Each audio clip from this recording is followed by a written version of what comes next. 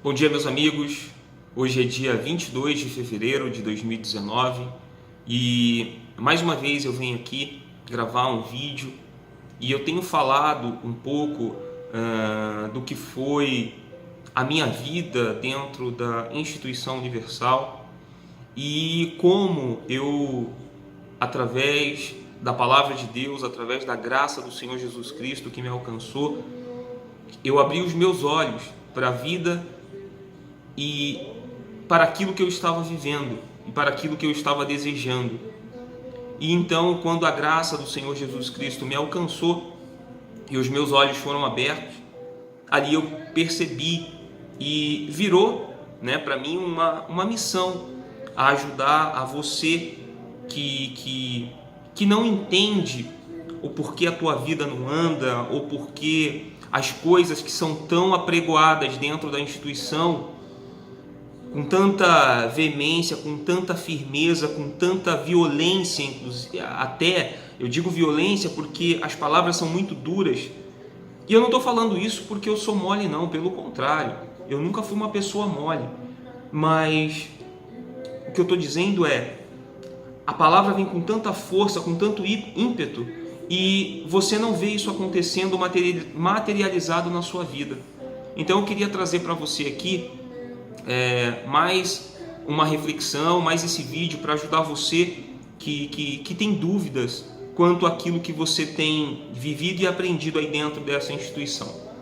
E então eu queria dizer o seguinte: no vídeo anterior eu falei sobre arrogância e sobre a soberba universal, e eu ainda vou seguir nessa linha para você conseguir enxergar e entender o mal que isso faz e o mal que isso faz no nosso relacionamento com Deus, inclusive quando essas promessas que são tão vendidas e faladas aí não acontecem, não se aplicam na sua vida, e você se sente sempre que está devendo, que tem que fazer algo mais,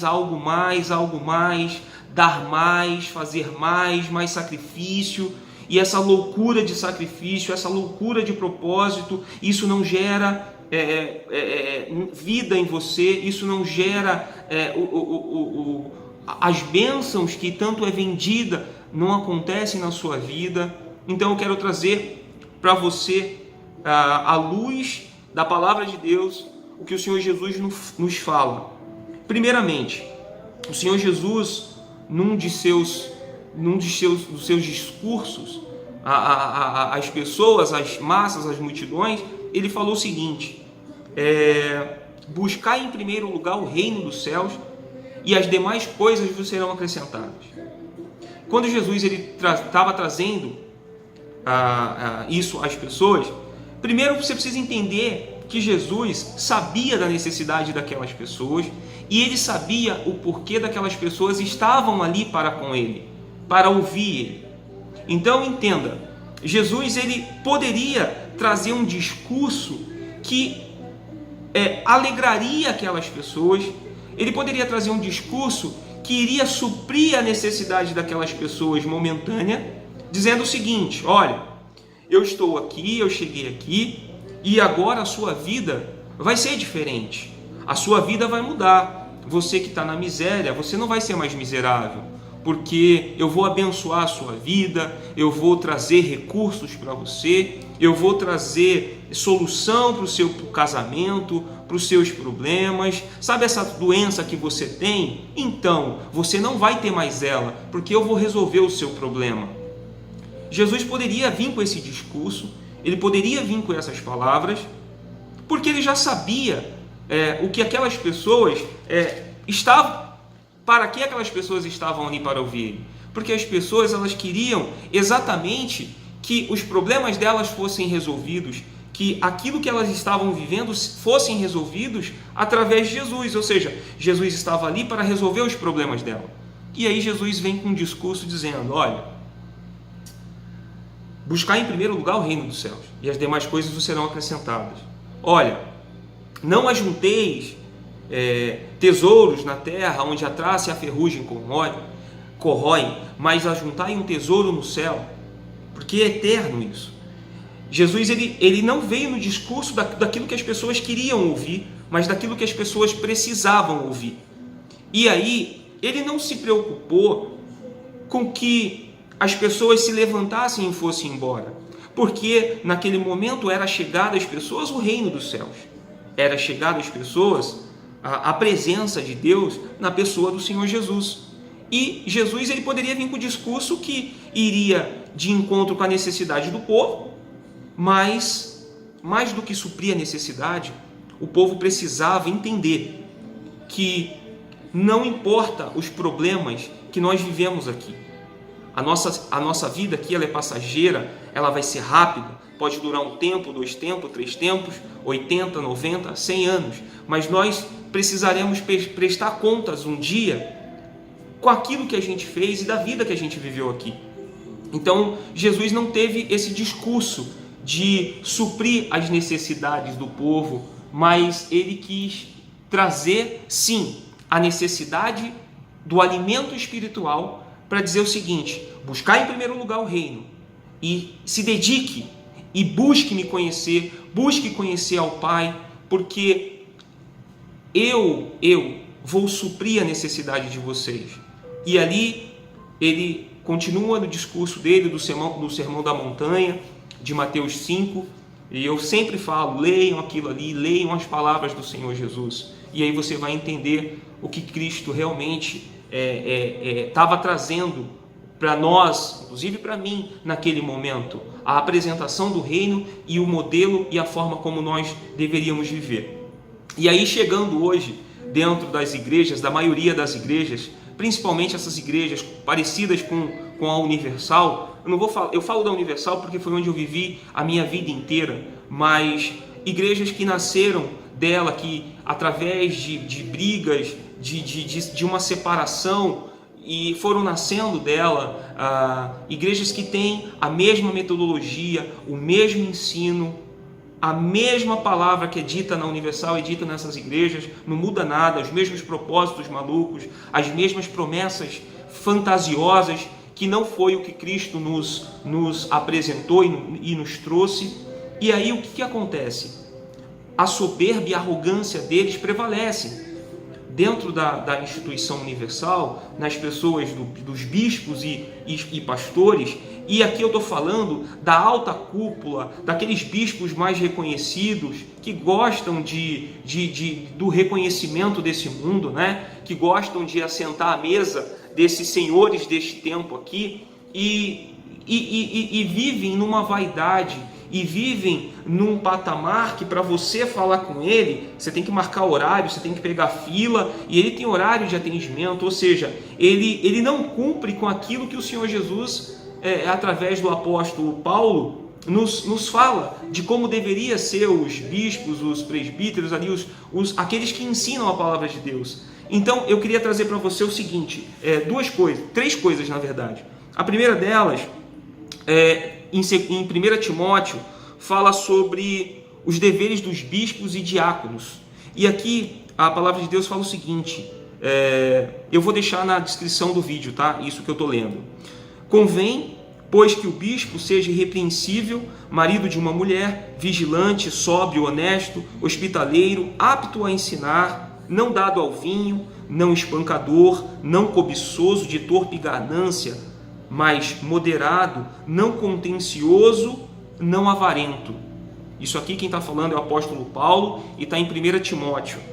Tudo que você vê nas pregações de bispos da Universal é avareza, porque tudo que é pregado tem a ver com uma vida que glorifique ao Senhor Jesus materialmente, que você não deve aceitar a miséria, você deve se revoltar, porque você tem que ser cabeça e não cauda, que você precisa investir pesado na obra, dar altos dízimos, você precisa, ou seja, ostentar para glorificar a Deus, quando na verdade a Bíblia ela não nos ensina isso, a palavra de Deus não nos ensina isso, os evangelhos não nos ensinam isso. Pelo contrário, a gente, dentro do Evangelho, nós somos convidados a nos despojar de nós mesmos, dos nossos sonhos e projetos. No Evangelho verdadeiro, Cristo nos chama a perder para ganhar e não a ganhar para ganhar. Mas nós somos chamados a perder para ganhar, porque no Evangelho os últimos serão primeiros e os primeiros serão últimos. Então, se eu entendo que eu tenho que ter uma vida de qualidade aqui para glorificar a Deus, se eu entendo que aqui eu tenho que ter uma condição material, que morar nos melhores lugares, que andar com os melhores carros, isso é glorificar a Deus, eu estou sendo primeiro. Mas o reino, e o Senhor Jesus fala que os últimos serão primeiros. Então, peraí, alguma coisa está errada com esse ensino. Isso não é o ensino do Senhor Jesus. E Jesus ele adverte em várias ocasiões, e ele falou sempre que o rico, quão difícil seria o rico entrar no céu, porque o rico, na sua riqueza, se garante na segurança da sua riqueza, porque ele tem recursos para pagar os melhores advogados, as melhores defesas, ele tem recursos para ir nos melhores médicos, e com isso ele deixa de contar com Deus. E é exatamente o que a instituição universal hoje ela faz. A instituição universal, ela convidava a mim e a todos vocês a dependerem de Deus, a dependerem tão somente da fé, mas eles precisam de políticos para defender os interesses da igreja, eles precisam de advogados para defender o interesse da igreja, e o dinheiro e os recursos são recursos que a igreja dá, que o membro dá. Então, ela não se defende mais, ou ela não confia mais em Deus, mas ela quer que você confie em Deus.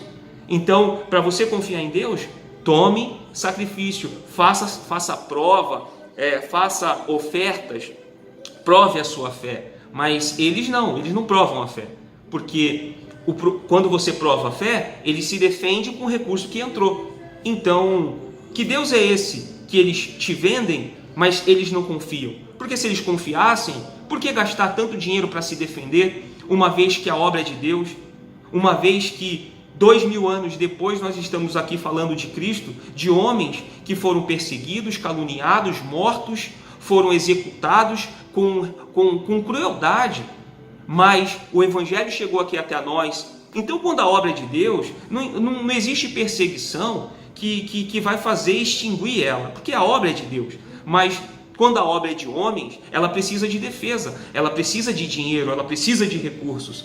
E é isso que o apóstolo Paulo ele fala. O bispo ele não deve ser soberbo, ele não deve ser arrogante. O bispo ele precisa ter compaixão e misericórdia, ele precisa demonstrar amor. Ele não está ali porque ele é melhor do que quem está lá embaixo. Pelo contrário, ele está ali para aproximar, para apresentar o ensino das Escrituras, da Palavra de Deus, para que nós conheçamos a Cristo e para que nós vivamos uma vida para servir e adorar a Deus. E o Cristo que é vendido dentro da instituição universal e tantas outras que são parecidas com ela, mundial, plenitude, e todas essas igrejas que têm as mesmas essências da universal, elas fazem com que Cristo seja o nosso garçom, seja aquele que vai atender os nossos pedidos quando nós estalarmos o dedo e dizermos assim: olha, ó Deus, eu já fiz a minha parte, eu já dei a minha oferta, eu já devolvi o meu dízimo, eu já fiz o sacrifício, eu já fiz isso, fiz aquilo outro, fiz 3 meses de campanha disso e daquilo outro, agora é contigo, a minha parte eu já fiz, agora faça a tua. É esse Jesus que é vendido, e é esse Jesus que você abraçou como verdadeiro. E não é o discurso que o Senhor Jesus trouxe no Sermão do Monte. Pelo contrário, ele foi duro. E o discurso dele foi duro. E os discípulos dele falaram: Senhor, é duro esse discurso. Quem pode resistir? Quem pode absorver ele? Muitas pessoas levantaram e foram embora. E Jesus perguntou: se vocês quiserem ir também, vocês podem ir. E aí Pedro vira para ele e fala: Senhor, para onde nós vamos se só o Senhor tem palavra de salvação? Então, note, o discurso do Senhor Jesus tinha muito a ver com o reino de Deus e não com a solução dos problemas neste mundo aqui, neste tempo presente. E o que a Universal vende? Ela vende uma vida de não sofrimento, uma vida material de qualidade sempre, como se todo mundo fosse ser rico. Não vai acontecer isso. A riqueza não é para todos, e até porque quem busca a riqueza se perde. A palavra de Deus fala isso. Eu vou ler aqui, está em Timóteo ainda. Eu vou deixar tudo que eu falei aqui, eu vou deixar na descrição do vídeo, tá? O apóstolo Paulo falando em 1 Timóteo 6, versículo 9: mas os que querem ser ricos caem em tentação e em laço, e em muitas concupiscências loucas e nocivas, que submergem os homens na perdição e ruína. Quando a gente foca demais em querer prosperar, em querer ser a cabeça, que é falado aí, em querer glorificar ao Senhor Jesus tão somente com uma vida de qualidade material, a gente também se torna soberbo, porque a gente despreza as coisas pequenas, e nas coisas pequenas a graça de Deus. Mas porque você está sendo ensinado com o ensino de homens gananciosos, homens soberbos, homens arrogantes, que neles não existe amor, não existe misericórdia e não existe compaixão. Eles não têm compaixão, eles não têm misericórdia, eles não têm amor, eles desconhecem a palavra amor. Eles conhecem a revolta, que é a mesma revolta do líder deles, que vendem esta revolta porque é uma revolta de diabo. Eu já falei aqui, quem é revoltado é o diabo. O cristão, ele é manso, ele é compassivo, ele é justo, ele é grato. Existe gratidão no cristão, porque mesmo nas coisas pequenas ele é grato, porque mesmo quando só tem o alimento dele, ele é grato, porque mesmo o teto que cobre a cabeça dele sendo um lugar simples, ele é grato, porque se você for fazer um comparativo, você hoje tem um teto sobre sua cabeça, mesmo ele sendo simples, mas tem pessoas na rua. Então a palavra de Deus está se cumprindo, ele não deixou faltar nada para você. Você tem um mínimo, você tem um pouco recurso, mas você se alimenta, mas você se veste e você tem um teto sobre a sua cabeça. Tem pessoas na rua que não têm isso. E são essas pessoas que precisam desse evangelho para poder se voltar para Cristo, não para ter uma casa, mas para conhecer o Cristo que vai ser o redentor dela, que vai perdoar os pecados dela. Então, quem busca a riqueza se perde. Por isso que o Senhor Jesus nos exorta e fala: aquele que quer ganhar, o mundo vai perder a alma. Aquele que quer a glória desse mundo vai perder a sua alma, porque a gente luta contra a nossa carne, e a nossa carne, ela luta constantemente para que nós alimentemos ela com as coisas deste mundo. E aí você pode até não pecar, mas no que você tem corrido atrás? No que você tem projetado para a sua vida? Quais são os seus projetos? Os seus projetos incluem gerar vida em outras pessoas? Ou seus projetos só diz respeito a ter uma vida material, a ter uma boa casa, uma boa profissão, um bom emprego? Então, ou seja, eles te vendem algo que te torna soberbo e arrogante. Eu me peguei em um dado momento falando: Deus, eu não aceito essa situação. Não, eu estou fazendo. E aí eu vinha na minha mente depois e falou: caramba, o Senhor Jesus já me perdoou. Eu era tão pecador, eu vivi escravo do pecado. O que esse Deus pode me dar mais? Então ali havia gratidão. E aí eu comecei a perceber nas pequenas coisas, naqueles pequenos recursos que chegavam, mesmo quando tudo parecia difícil, que não ia mais acontecer nada, vinha aquele pequeno recurso, vinha aquela pequena contribuição, alguma coisa que Deus havia feito. E ali eu fechava os meus olhos e falava: Deus, obrigado, obrigado, porque isso é graça tua. E ali eu fui aprendendo a me relacionar com Deus, não com Deus que vai me dar coisas ou que vai fazer mais alguma coisa na minha vida. Pelo contrário, tudo que Ele podia fazer, Ele já fez. Eu sou grato pela salvação que há nele, no Cristo da cruz, e eu me sujeito, me submeto a Ele, em amor a Ele, porque eu o amo, eu não peco, porque eu o amo, eu respeito o meu próximo, porque eu o amo, eu não vou prejudicar o meu próximo, e não porque Ele vai me dar alguma coisa, ou Ele tem a obrigação de me dar alguma coisa. Então, a arrogância e a soberba de bispos e pastores da Universal, principalmente quando se estão numa igreja maior, catedrais, você veja que eles parecem estrelas da televisão, eles não te atendem, e quando te atendem, tem uma quantidade enorme de pessoas que parece que você vai bater nele, que vai matar ele, ou seja, ele está por detrás sempre se defendendo, ou sempre alguém o defendendo, e aí você percebe que se o Cristo que eles pregam, se o Cristo que eles pregam é o Cristo dos Evangelhos, é o Cristo da cruz, por que eles não confiam e precisam andar com seguranças? Quando você vê um bispo saindo de uma catedral, você vê carros atrás deles, o seguinte, são seguranças. Poxa, será que eu pregando o Evangelho, o amor de Deus, a palavra de Deus, eu não vou confiar que Deus vai cuidar de mim? Eu preciso de seguranças? Então, peraí, tem coisa errada, né? Tem alguma coisa errada.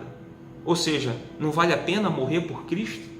Se eu prego o Evangelho, se eu prego o amor e a graça do Senhor Jesus, não valeria a pena morrer por isso? Não foi esse o fim dos apóstolos?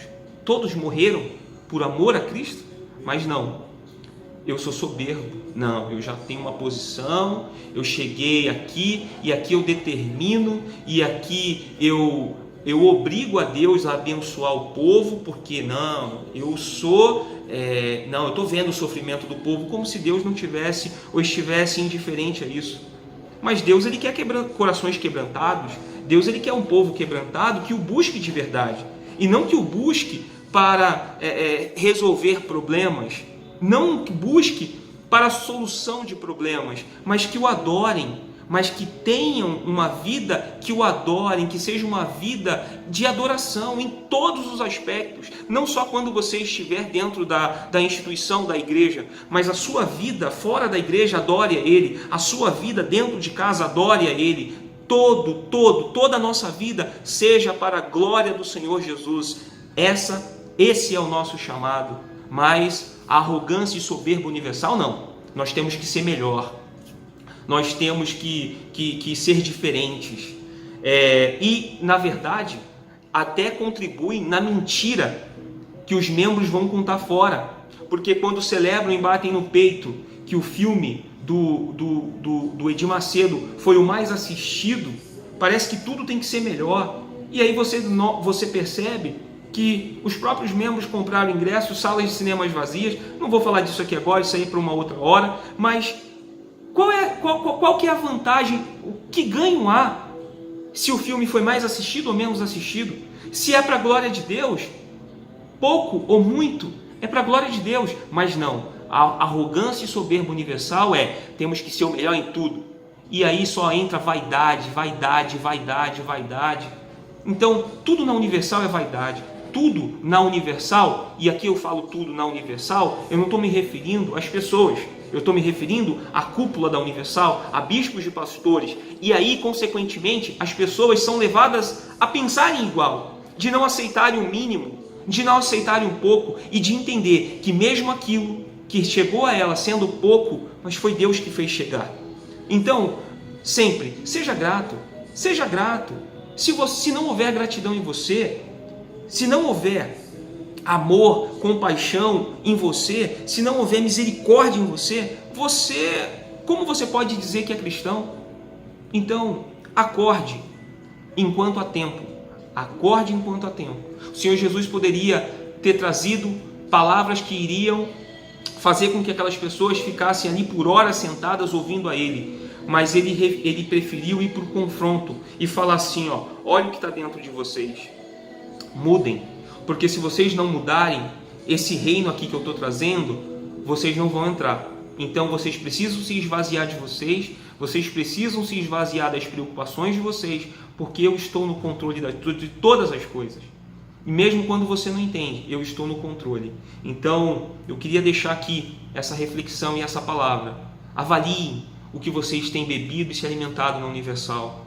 Veja o que você é, se você já não está se tornando esse soberbo, se você quer ser melhor em todas as coisas. Nós não estamos aqui para ser melhor do que ninguém, nós estamos aqui para ser referências do Cristo nesta terra. Nós temos que estender a nossa mão, nós temos que caminhar, nós temos que ajudar as pessoas e não criticá-las e não chamá-las de moles, de fracas, mas nós temos que ter compaixão, paciência, de saber que existem pessoas que têm mais dificuldades de entender, tem pessoas que vão levar mais tempo de viver uma vida cristã e nós precisamos ter paciência e ter misericórdia com essas pessoas, porque foi exatamente o que o Senhor Jesus teve conosco, misericórdia. Porque se Ele fosse nos condenar ou nos julgar como nós merecemos e merecíamos, é certo que ninguém iria resistir. Mas graças a Deus pela misericórdia e pela graça do nosso Senhor Jesus Cristo. Tá bom? Mais uma vez eu termino aqui e espero que tenha ajudado a vocês e que vocês pensem. Tá bom? Deus abençoe e até uma próxima.